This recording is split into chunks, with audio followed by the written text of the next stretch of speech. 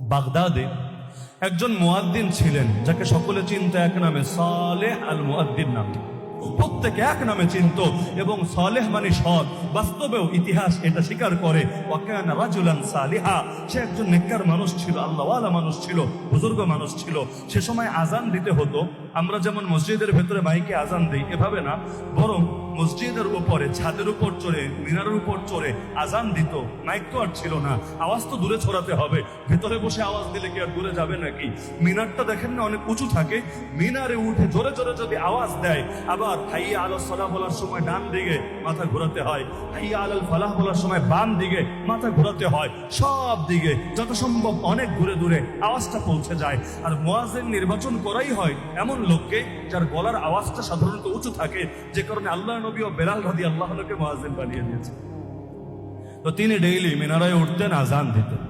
এই জামানে আমরা মসজিদের ভেতর যে আজান দিই এটা নিয়ে উলামায়ে কেরাম লেখেন, যদিও আগের কারণটা এখন বিদ্যমান নাই, যে এখন ভেতর থেকে দিলে বাইরে শুনবে না এমন না, তবে সালাফে সালেহিনের অনুসরণে উত্তম এটাই, মাইকটাও মসজিদের ভেতরের অংশে না রেখে যত সম্ভব বাইরের অংশে স্থাপন করা।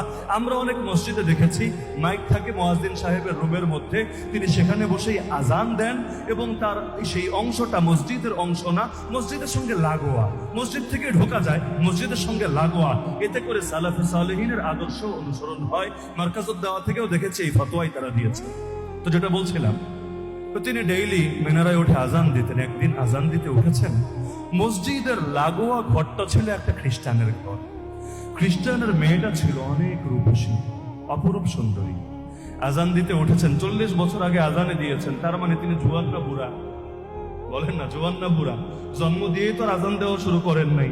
যদি 15 বছরে আজান দেওয়া শুরু করেন, 15 + 40 বয়স মিনিমাম 55 বছর তার, তাহলে বয়স তো একেবারে কম না। কিন্তু ভাই, ওই যে আগে বললাম যে নজর হলো শয়তানের বিষাক্ত তীর, কার ভেতরে লাগবে আর কার ইমানরে বরবাদ করবে আল্লাহ ভালো জানে।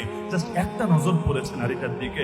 ইমাম ইবনুল জাওজি রাহিমাহুল্লাহ লেখেন, আজান আর দিতে পারে নাই, ভেতরে এমন দুর্বার আকর্ষণ জন্মেছে, নিজেকে আর কন্ট্রোল করতে পারছিল না, জীবনটাই তার কাছে অনর্থক মনে হচ্ছিল। এই মেয়েকে ছাড়া সে কিছুই ভাবতে পারছিল না, অথচ রিলেশন হয় নাই, কিচ্ছু হয় নাই, জাস্ট এক পলক দেখেছে, এতেই পুরো দিনের হাল চেঞ্জ হয়েছে। সে যে একজন সৎ মানুষ, আল্লাহওয়ালা মানুষ, সবাই তাকে শ্রদ্ধা করে, সম্মান করে, সব ভুলে বসেছে। মিনারা থেকে নেমে এসেছে, বাড়ির দরজায় গিয়ে নক দিয়েছে, কড়া নেড়েছে, মেয়ে দরজা খুলেছে। মেয়ে তো আগ থেকেই চেনে, যদি অন্য ধর্মের লোক, কিন্তু পার্শ্ববর্তী মসজিদে আজান দেয়, কে না চেনবে, মুরব্বী মানুষ, সে সম্মান করছে। বলছে, হুজুর আপনি এখানে, আপনি কি মনে করে, আপনি আসেন, ভেতরে আসেন, বসেন।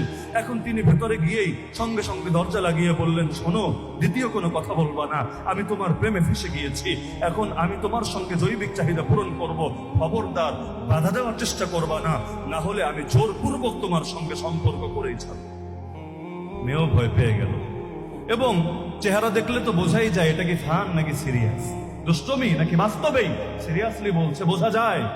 এখন মেয়েও তো একটু ভয় পেয়ে গেছে, বলছে, না না, আপনি একজন মুরব্বী মানুষ হয়ে আমার এই ক্ষতি করতে পারেন না।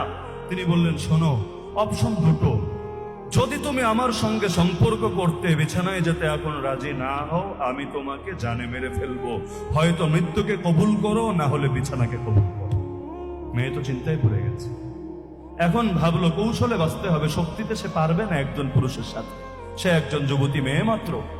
সে বলল, হুজুর তাহলে একটা আবদার রাখেন আমার, আপনি এক ধর্মের লোক, আমি আরেক ধর্মের লোক, এখন যদি আপনি আমার সঙ্গে সম্পর্ক করেন, আমার শুধু চরিত্র যাবে না, আমার তো ধর্মও যাবে, জিনিসটা আমার জন্য সারা জীবন একটা দাগ হয়ে থাকবে। একটা কাজ করেন, আপনি খ্রিস্টান হয়ে যান, আপনার ধর্ম ত্যাগ করেন, তাহলে আমি বাকি সারা জীবন আপনার স্ত্রী হিসাবে কাটিয়ে দিব, আপনাকে আমার বৈধ স্বামী মেনে নেব, তখন একদিন জোরাজোরি করা লাগবে না, সারা জীবন আমাকে আপনার খাদেম হিসাবে পাবেন। সালেহ আল মুয়াদ্দিন 40 বছর যাবত আজান দিল, কিন্তু অন্তর যে কখন কোন দিকে চলে যায়। ইন্নাল কুলুবা বাইনা ইসবাইনি মিন আসাবির রহমান ইউকাল্লিবুহা কাইফা ইয়াশা, হাদিসে আছে, সব অন্তর আল্লাহর 2 আঙ্গুলের মাঝে, আল্লাহ যখন চান যেভাবে চান উল্টে দেন, পরিবর্তন করেন। এ কারণেই সবচাইতে দামি দোয়া কি জানেন? নিয়মিত পড়বেন, সকলে পড়বেন, রব্বানা লা তুযিগ কুলুবানা বা'দা ইয হাদাইতানা ওয়া হাব লানা মিন লাদুনকা রাহমা ইন্নাকা আনতাল ওয়াহ্হাব। হে আল্লাহ, একবার হেদায়েত দেওয়ার পর অন্তরটাকে আর বাঁকা পথে নিয়ে, আয় আল্লাহ, একবার হেদায়েত দেওয়ার পর আর গোমরা বানিয়েন না। হ্যাঁ আল্লাহ, রহমত করেন, দয়া করেন। আপনার দয়া ছাড়া হেদায়েতের পথে থাকতে পারবো না। আপনি তো মহান দাতা, আমারে হেদায়েত দেন, আমাকে রহমত দেন। নবী এভাবেও দোয়া করতেন, ইয়া মুসাররিফাল কুলুব সাররিফ কলবি আলা তাআতিক, ইয়া মুসাব্বিতাল কুলুব সাব্বিত কলবি আলা দীনিক। হে অন্তরকে পরিবর্তনকারী, আমার অন্তরটাকে আপনার ইবাদতের আনুগত্যের দিকেই ঘুরে দেন। হে অন্তরকে স্থিরতা দানকারী, আমার অন্তরকে আপনার দ্বীনের উপর স্থিরতা দান করেন। তো সালেহ আল মুয়াদ্দিন এক মুহূর্ত দেরি না করে বলল, আমি ইসলাম ত্যাগ করলাম। মুহাম্মদ সাল্লাল্লাহু আলাইহি ওয়াসাল্লাম যে দিন ধর্ম নিয়ে এসেছেন তার সঙ্গে যাবতীয় সম্পর্ক ছিন্ন করলাম। আমি নবী ঈসার আনিত খ্রিস্ট ধর্ম গ্রহণ করে দিলাম। নাউযুবিল্লাহ বলবেন না? সেই নারী সঙ্গে সঙ্গে বলল, হুজুর, এটা যে আপনার ফাঁদ না, আমি কিভাবে বুঝবো? হতে তো পারে এমন আমারকে ধোঁকা দেওয়ার জন্য আপনি কথা বলেছেন। কোনো রেকর্ড নাই, কোনো সাক্ষী নাই।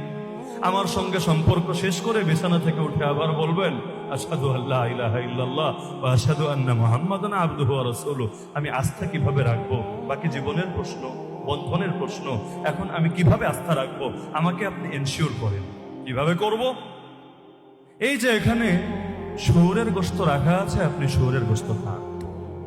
ওদের ঘরে তো শুয়োরের গোশত স্বাভাবিক। আমাদের কাছে গরু যেমন পবিত্র, ওদের কাছে শুয়োরও এমন পবিত্র, শুয়োরের গোশত খায়। তিনি দেরি না করে পাতিল থেকে নিয়ে শুয়োরের গোশত খাওয়া শুরু করে দিলেন। খেয়ে খেয়ে পেট ভরে বললেন, এবার তো হয়েছে, এবার তো তোর বিশ্বাস হয়েছে। বললো না, আরেকটা জিনিস বাকি রয়ে গেছে। কি সেটা? ঘরে মদ রাখা আছে, মদটাও খেতে হবে। শুয়োরের গোশত খেয়েছেন বুঝলাম, একটা নয়তো ভুল করলেন, আপনি হয়তো সামনে তওবা করে ফেলবেন। আয় আল্লাহ, আমি তওবা করেছি, আমায় ক্ষমা করো শুয়োরের গোশত। কিন্তু মদটাও যদি খান, আমি পুরোপুরি নিশ্চিত হতে পারি বাস্তবে মন থেকেই আপনি খ্রিস্ট ধর্ম গ্রহণ করেছেন। আকবর কিছু না ভেবে এত বড় হুজুর, এত বড় আল্লাহওয়ালা সালেহ আল মুয়াদ্দিন, এক নামে যাকে সকলে চেনে, মদ খেলো, কিন্তু অভ্যাস তো নাই। হঠাৎ মদ খেলে কি হয় সকলেই তো বোঝেন। মাতলামি চলে আসলো, শরীরের উপর কন্ট্রোল রাখতে পারছে না, একবার এদিকে যায়, একবার ওদিকে যায়। মেয়েটারে এবার জোর করে ধরতে গেল। মেয়ে দেরি না করে ভেতরের রুমে ঢুকে সিটকিনি লাগিয়ে, এবার তো দরজা বাইরাচ্ছে, খোল খোল, না হলে আমি ভেঙে ঢুকবো, তোরে কিন্তু জানে মেরে ফেলবো। মাতালের মতো বলে যাচ্ছে আর বলে যাচ্ছে। মেয়ে বলছে, শোনেন, কথা তো আগে দিয়েছি আমি আপনার বউ হব, এখনো কথা আমি উঠাই নাই, কিন্তু বউ হওয়ার জন্য তো বিয়ে হওয়া লাগবে আগে। এখন যদি আমার সঙ্গে এখনই শুয়ে পড়েন, বিয়ে কিভাবে হবে? আমার বাবা বাইরে গিয়েছেন, বাবা আসছেন, একটু পরেই আসবেন তিনি। আপনি আপাতত ছাদে গিয়ে ওয়েট করতে থাকেন, বাবা আসলে আমি বাবাকে সব খুলে বলবো। তারপর যেহেতু আপনি আমার ধর্মেরই লোক, এখন বিয়েতে আর কোনো বাধা নাই, আনুষ্ঠানিকভাবে বিয়ে হবে, বাকি সারা জীবন আমি আপনার সেবিকা হয়ে থাকবো। মেয়ে বাস্তবে ভাবেই নাই যে সে এত কিছু করতে পারে, নিজেকে এতটা নিচে নামিয়ে আনতে পারে। যখন দেখেছে সব করেই ফেলেছে, এতগুলো ছিল নিজেকে বাঁচানোর কৌশল, তার ধারণা ছিল আরে এগুলো কি আর হুজুর মানুষ করবে, সে মনে হয় চলে যাবে। যখন দেখলো তীর সবগুলো শেষ, তুনিরে আর কোনো তীর বাকি নাই, এখন লাস্টে এই চিন্তাটাই সে করলো।